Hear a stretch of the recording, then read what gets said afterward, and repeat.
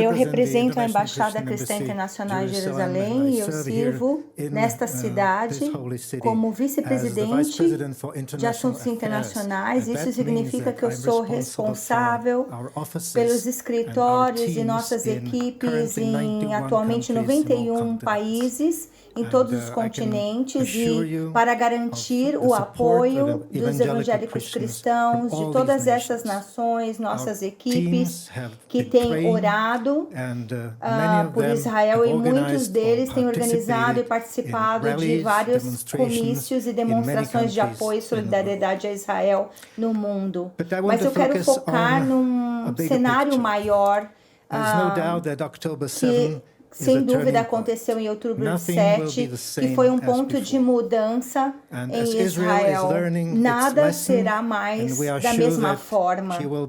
E Israel está aprendendo essa lição e estamos certos de que ela conseguirá concluir esse aprendizado e nós vamos apoiá-los, oraremos por vocês, estaremos apoiando em todo o mundo.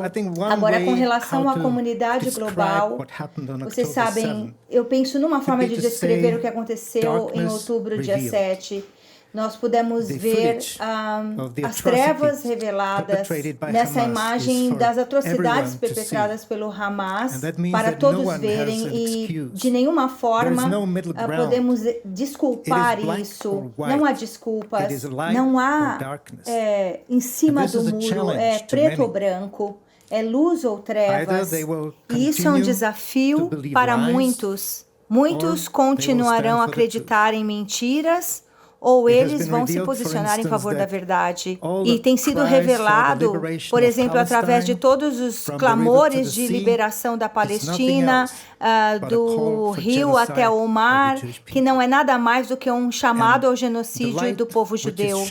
Mas a luz a qual brilha tão forte e tão brilhante, não nos deixa desculpados. Todos temos que tomar uma posição. Nós lemos na Bíblia que Deus, no início de tudo, separou as trevas da luz e Ele viu que isso era bom.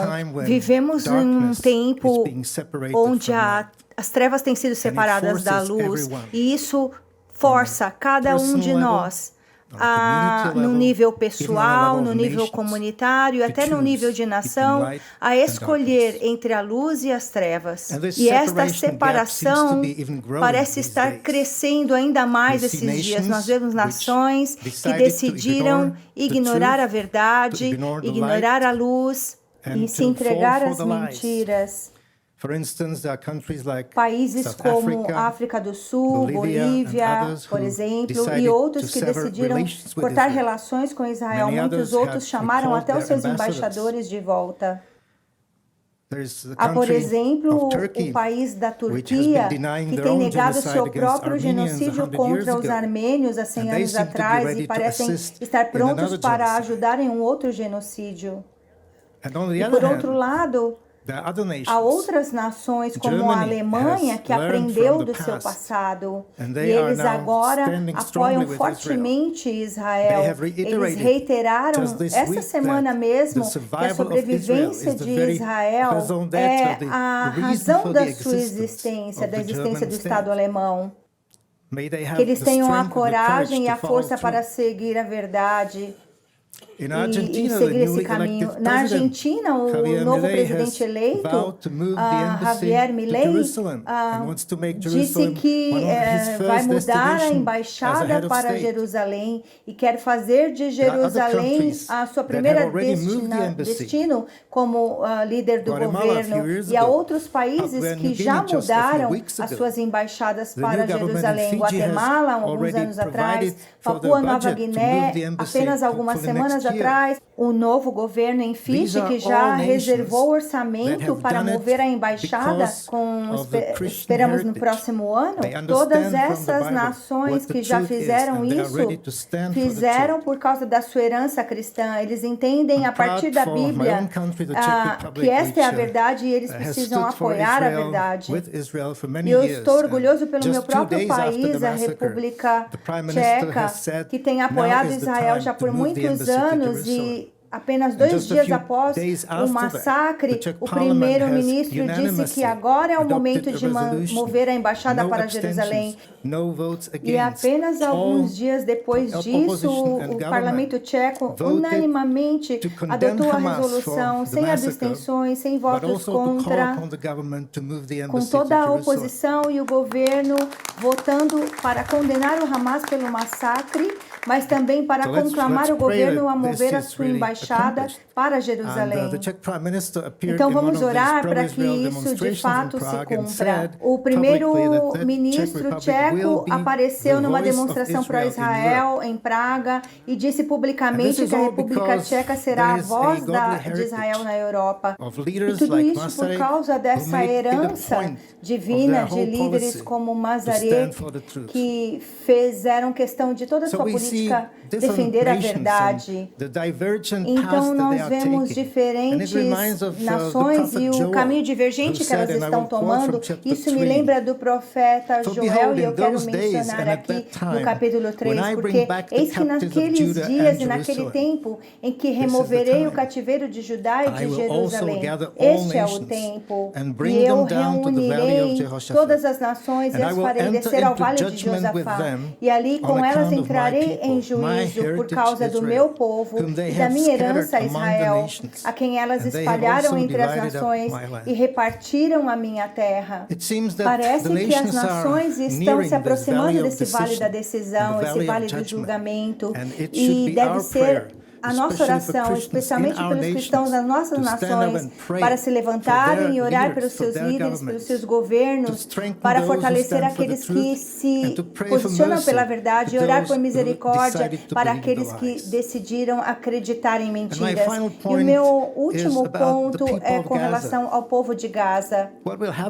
O que vai acontecer no dia seguinte? Não há dúvida de que esse regime assassino e genocida não pode continuar, não importa se é chamado de Hamas ou Autoridade Palestina ou qualquer outro grupo palestino, eles precisam uma reeducação de toda a população sobre o que certamente não será uma tarefa fácil, mas o meu ponto é quem irá ajudar os cristãos em Gaza. Há alguns milhares de cristãos que vivem ali.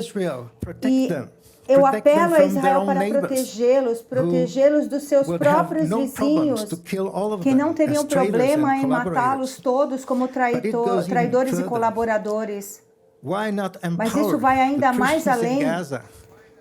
Por que não dar poder aos cristãos em Gaza para liderar este esforço de reeducação? Há escolas cristãs na Cisjordânia que são procuradas por muitas famílias muçulmanas simplesmente porque têm uma educação muito boa, de qualidade, e não ensinam o ódio.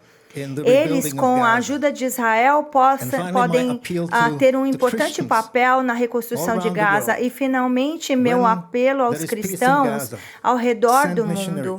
Quando houver paz em Gaza, envie missionários para Gaza, e nós vamos amar Israel se permitir isso, porque nós temos visto isso vez após vez. Sempre que uma pessoa no mundo árabe se volta para Jesus, algo extraordinário acontece. Nos seus corações, o ódio pelos judeus é substituído por amor e paz. Nós precisamos mais disso em Gaza e na Cisjordânia. Então, se possível, permita aos missionários a virem. Então, esses são os meus pontos de oração e eu gostaria de finalizar orando ao Senhor. Pai Celestial, enquanto estamos testemunhando essas tremendas trevas vindo no mundo, nós também estamos alertas de que a luz brilha muito mais brilhante, muito mais forte. Senhor, nós te pedimos que o Senhor fortaleça aqueles que têm coragem para se posicionar com relação à verdade, proteja as suas nações, seus líderes, os líderes das nações, proteja as pessoas, e nós oramos que aqueles que estão em situações situações de perigo nos países. Sabemos que não é fácil. Senhor, nós te pedimos que o Senhor mude o curso de muitas dessas nações que estão deslizando em direção ao caminho das trevas. E, Senhor, por misericórdia, enquanto há tempo, nós também pedimos que o Senhor tenha misericórdia do povo de Gaza e permita que eles sejam libertos desse regime assassino, que eles vejam a sua luz, que eles vejam a verdade e que a sua luz brilhe e libere-os desse terrível estado de trevas. E nós pedimos isso no nome de Jesus. Amém.